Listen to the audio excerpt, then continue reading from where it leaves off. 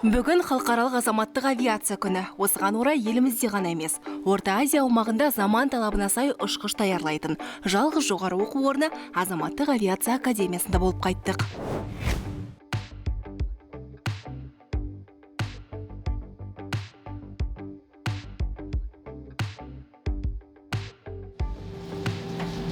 Азаматтық авиация академиясының ұшқыштар дайындайтын тренажеры Airbus 320 ұшағына дайындайтын тренажер. Қазіргі кезде біздің студенттеріміз 4-ші курс студенттер осы жерден тренажерный дайындықты өтіп жатыр.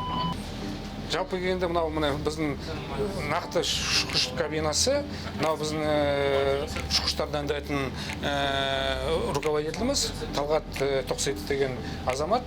Енді кабинаның несінде бәрі джойстикпен балалар қамтамасыз етеді. Приборларда горизонттарын, отклоненияларын, сырттағы ауа райының, барлық нақты самолеттағы бар приборлардың бәрі осы біздің самолетте көрсетіп тұр.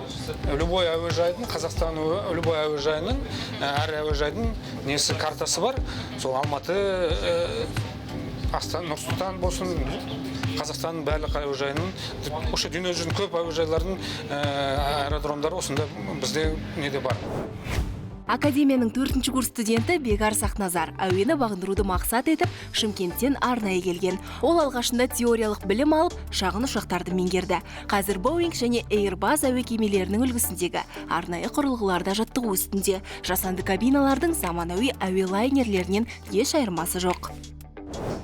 Менің атым Бегарыс. Қазір Airbus самолетында біз практика өтіп жатырмыз.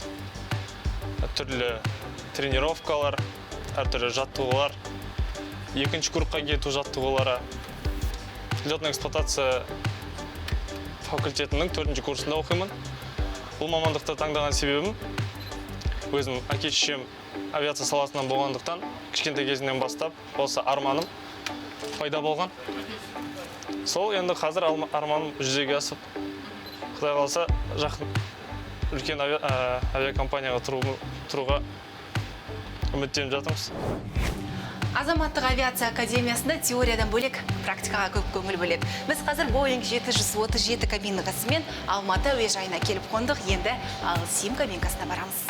Қазақстандағы авиация академиясы халықаралық азаматтық авиация ұйымының талаптарын негізге алады. Тек ұшқыштар ғана емес, қызмет көрсетушілер, техниктер, инженер, әуе тасымалы және әуе күштері ішінде кадрлар даярлайды. Академия студенттеріне білікті мамандар авиацияның демалысқа шыққан ұшқыштары сабақ береді.